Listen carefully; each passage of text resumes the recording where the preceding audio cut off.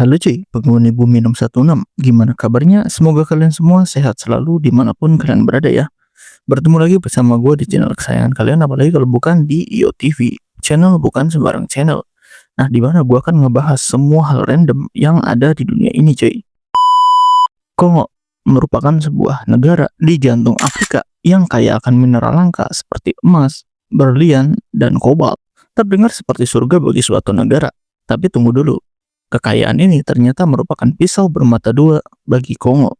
Kekayaan mineral yang terkandung di setiap tanahnya memiliki sisi gelap yang bikin hati miris ketika mendengarnya. Jadi, sejatinya, apakah hal itu suatu kekayaan atau sebuah kutukan?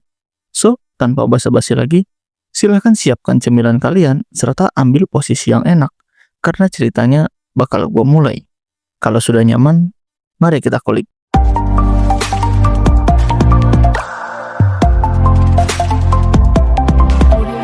Kongo adalah sebuah negara yang dikenal sebagai salah satu negara terkaya di dunia soal sumber daya mineral.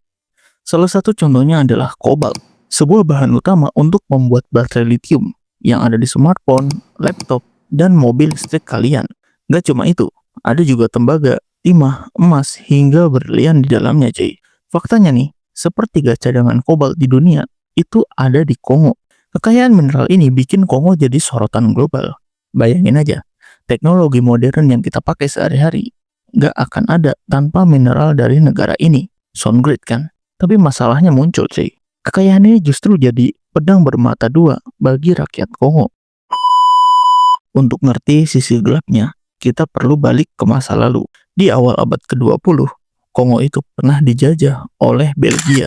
Dan karenanya, tambang-tambang di negara itu jadi sumber utama kekayaan bangsa kolonial. Rakyat Kongo dipaksa kerja keras di tambang dengan kondisi yang gak manusiawi. Bahkan setelah merdeka di tahun 1960, bukannya lepas dari jajahan, Kongo tetaplah dijajah namun dengan cara yang berbeda. Banyak tambang-tambang besar yang ada di Kongo tetap dikelola oleh perusahaan asing. Ditambah konflik internal yang selalu muncul bikin rakyat Kongo tetap nggak bisa menikmati kekayaannya sendiri.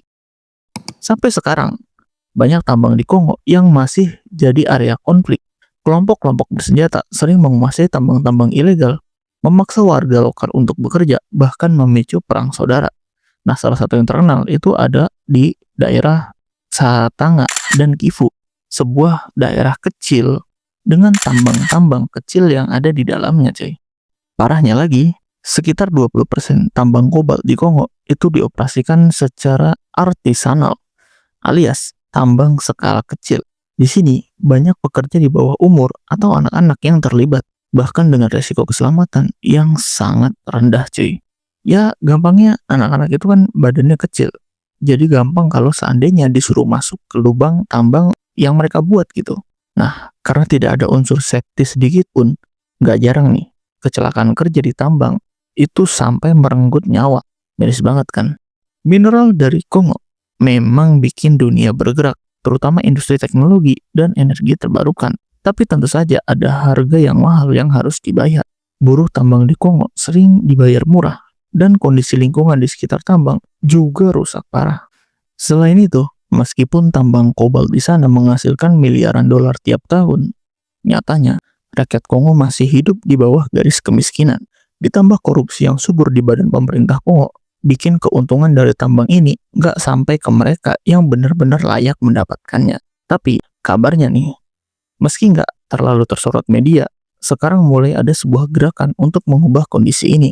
Beberapa perusahaan teknologi besar kayak Tesla dan Apple mulai menerapkan kebijakan responsible sourcing, yaitu memastikan bahan baku yang mereka gunakan nggak berasal dari tambang ilegal atau daerah konflik. So, jadi apa yang bisa kita pelajari sebagai masyarakat biasa dalam kasus ini, cuy? Tentunya kasus Kongo ini bisa jadi pelajaran buat kita, di mana negara kita juga masih bergantung banget sama yang namanya pertambangan. Nah, pertama nih, penting buat kita lebih sadar tentang asal-usul barang yang kita pakai. Apakah smartphone atau laptop yang kita pakai mendukung eksploitasi atau justru berkontribusi pada dampak perubahan positif? Dan yang kedua nih, sebagai individu, kita juga bisa mulai pilih produk-produk digital yang mendukung ethical sourcing. Atau kalau kalian punya kesempatan, kalian bisa bantu edukasi orang lain soal isu ini. Semakin banyak yang sadar, semakin besar peluang untuk perubahan.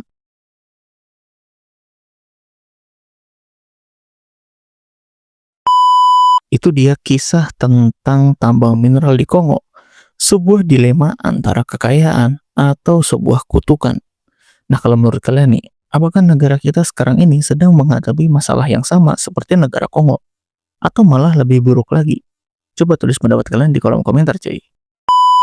Oke, thank you buat kalian semua yang udah nonton sampai akhir. Kalau kalian suka dengan pembahasan ringan seputar sisi gelap sebuah negara seperti ini, jangan lupa tinggalkan jejak kalian dengan tekan like dan subscribe, cuy. Supaya kalian tidak ketinggalan video-video menarik dari gue lainnya.